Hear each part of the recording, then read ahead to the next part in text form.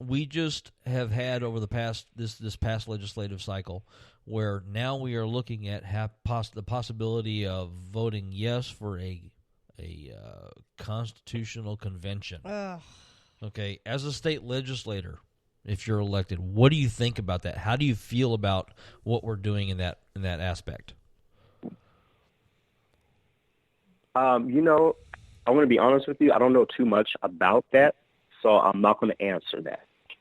Okay. And you know what? I think that's great. So, like, please don't feel like anyone's railroading you. I mean, this is very No. low-key, and we have all been through this because, you know what? Let me tell you, I had signed up to run last term, and it had been less than a week, and Bram Resnick put me on the news About and Prop fucking 1, 2, railroaded. 3. No, see that's So, Yeah, like we're here to honestly- help you and give you, I'm you know, trying to, I'm trying to stay up on every issue. Trust me, I'm trying to stay up on every issue. Except I just don't want to speak on something I don't know too much about and then sound like an idiot. Yeah, and honestly, Exactly. Redeem, I think that actually Mhm. portrays better to voters because you're saying, look, I Mhm. really don't know, so I'm not going to make an assumption. And for like people like It me, speaks to character. it speaks to character, it speaks to honesty, and that's the perfect answer if you just don't know and you don't want to make the comment. So that was See, perfect. Awesome. And if I people would say, well, why say don't that you know? from Say, what well, I've why gone don't you through. know? You can't I throw wouldn't it on say the that candidates. personally. I would say that I would. I agree with what you said, Redeem, about like the beginning, like, you know, I'm not very well educated on it, and I would kind of go to that and say I'm not ready to make a decision on that yet. I'm not comfortable making a decision on that. You know what I mean? Mhm. I want to know what you have to say. I want to know what you think, and I want to dig into the language a bit more. Absolutely. You know, Absolutely. That's actually what I say on a few issues. Actually, like I was just asked about what I feel about how with DCS, how they are seizing kids at an alarming rate. I'm like, and you know, so I don't know too much about that, but I will research and I will get back to you. you know what? After the show, you seriously hit me up. I know tons of people working on those issues right now that can really. Oh no, show you a I lot. just found a guy who's been keeping me updated and teaching me on the issues with that. But most good. of Yeah, my 'cause I issues, know a lot of the libertarians are running with a lot of that right now too. yeah, most of my issues have been and I'm running on is really education with our public schools, and one of the reasons why, because I actually have two daughters who attend public schools here in Arizona, in the Alhambra Elementary School District. Also, our immigrant communities are under attack here in Arizona. Like we are starting to see bills that are targeting those communities, and also just speaking up for the low income people, low income families. I consider myself a low income individual with a low income family. Too often, I'm tired of seeing this. I'm tired of seeing these rich people, rich Democrats, rich whoever, speaking up for people like me, but they don't know nothing about my struggle. They don't know nothing about where I come from. They don't even walk in my neighborhood. So this is one of the reasons why I'm running. I'm running as a normal, everyday person, trying to get things done. Well, what I can tell you, Redeem, from running for past 6 years, is that that's probably not going to get you a lot of support from the party, but it's friggin' awesome. Fucking kudos to you. Yeah, seriously. it's friggin' awesome because that's what we've done the past 6 years. Is we're not about being party loyalists. We're about doing what's right for the people in our district. And Right. even though we didn't make a lot of friends in the party doing that, it's what's right. We And- made and a lot that's- of friends in our community, which Yeah. is what's more powerful So than so the you party. keep sticking to that. You stick to that because it's so important that people understand, I think, especially now, that there are candidates out there that are more concerned about the people, all the people, as opposed to the political ideology. So don't lose that. Absolutely. Keep it. People over politics. That's my motto. It's always going to be my motto. Actually, I haven't even. I am running as a Democrat, but I haven't really been telling people yet. Putting the Democrat thing. Presenting myself as a Democrat. No, I'm presenting myself as a change agent who desires change in our community. I like that. Yeah, and that's a good voice. We really need to reconstruct messaging overall if we want to change the deal, and that's a good start. So, okay, let's move back to Braden. Apache Junction School Board. Okay, now we have some. I don't know how many openings there are for 2018. I'm assuming there's probably going to be at least 2. I think it's 2, isn't it? I think it's 2. There will be 2. Yep, there will be 2.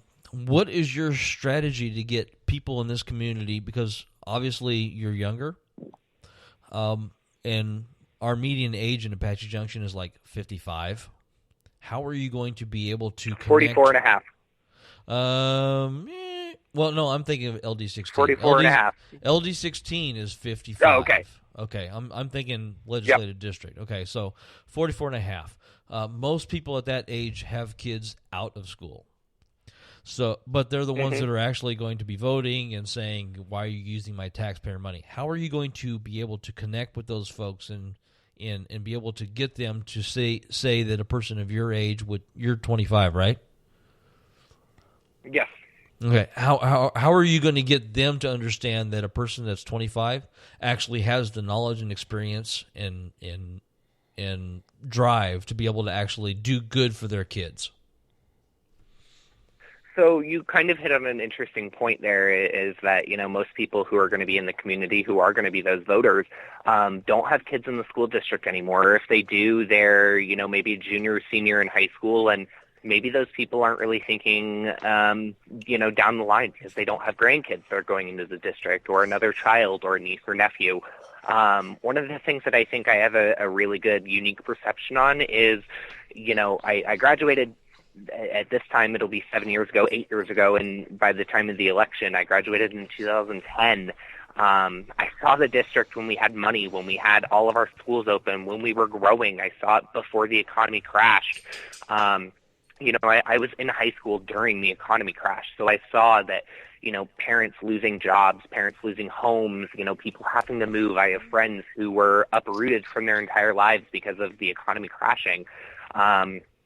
I saw the entire economic downturn, basically, and how that really affected public education. Surprisingly enough, it's going to be almost 10 years ago since that really happened, and it's still not coming back yet. It's still not back to the spot that we need it. People are hesitant. People have moved to other things, and they've started funding other things. So I think kind of highlighting that, I think the other strategy, to utilize and to my advantage kind of is the 2 candidates whose seats will be up for re-election, and I'm not sure if they're actually going to run or not. I have not heard publicly. They were on the board they've been on the board for a little while. One of them has been elected. I believe this is the second time he was elected on this board, and the other one was the first time that she elected. But, they've been around for some of these changes, and they've been around now for about 2 overrides and 4 school closures, and a superintendent who's, going to be on his way out here soon. So I think highlighting some of the decisions that they made and where that took our district and how that affected our district. Also, I think the big thing is listening to those families, listening to the community members who do have kids in the district to see, where people are at, where, what their thoughts on the district are. What do they want to see done? Is it, we need to reopen a school? Great. Guess what, guys? We need funding to do that. We can't just reopen a school. So I think highlighting some of those issues and really listening to what's going on in our community and really being engaged. And I also think increasing transparency by far. We heard that so much in this last school board election that our school board does not have transparency, and that's personal transparency to why they vote on what they vote for, because if it's a serious matter, they decide to call an executive session and walk into an executive session and discuss it, and then they come back out and they vote on it. Nobody had any idea what was discussed, but all of a sudden there's a vote for it. and then I think financially as well is for a long time nobody knew where the money was coming from. Nobody knew where the money was going.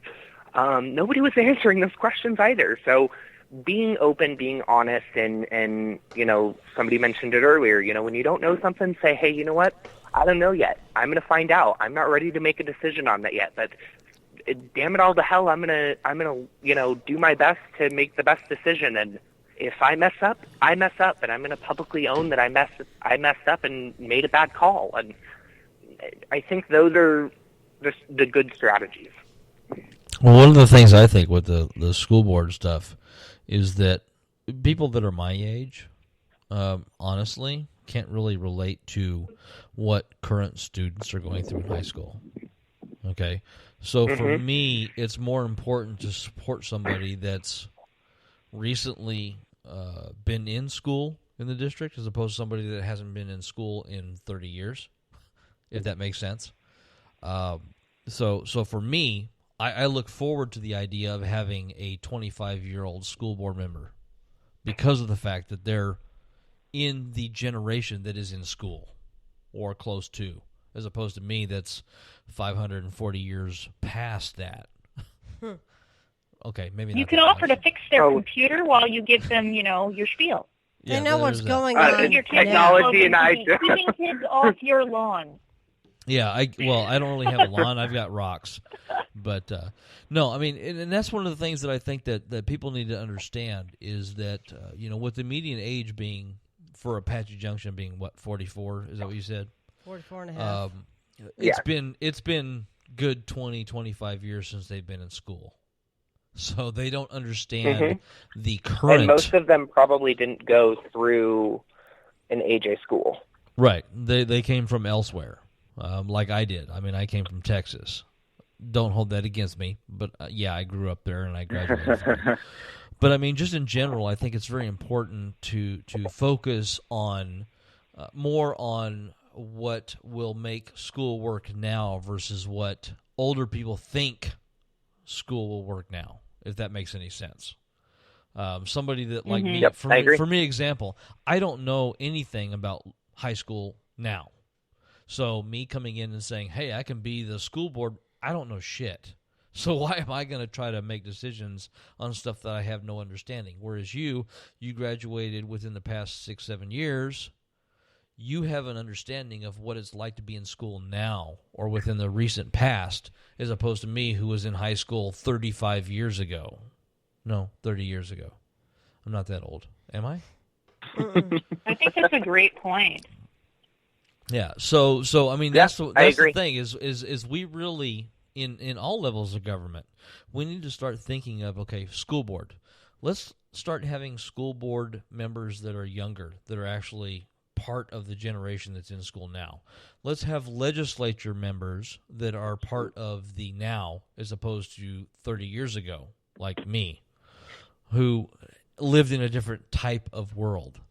And I think for both Redeem and for you, Braden, that makes a big difference to have younger people that are more kind of ingrained into the now as opposed to 30 years ago that can actually make a better difference in current times than I could, since I just don't have the education of what's happening now. Or something like that. I don't know. I'm just throwing shit out there now. I agree. And that's one of the things, I like seeing new people that are coming in with new ideas. So Braden coming into the school board young and ready to make a change because you know what's happening in school right now. And Redeem, who's younger and is ready to fight for everybody as opposed to the elite white trash that we have in the legislature now. Did I say that? Oops, I did, didn't I? You did. That's more like a me. That's fine. Because I really think that we have got... We're not on the radio or anything. Yeah. Live on the internet? No, not at all. Live. Because, we need people that are not old white guys in government. We need people that are not old white people in school boards and in city councils and in the legislature at the state level and in the federal level. We need people that are not old white guys like me. Well, actually, I'm actually younger than most of those old white guys. So actually, people like me would be good. But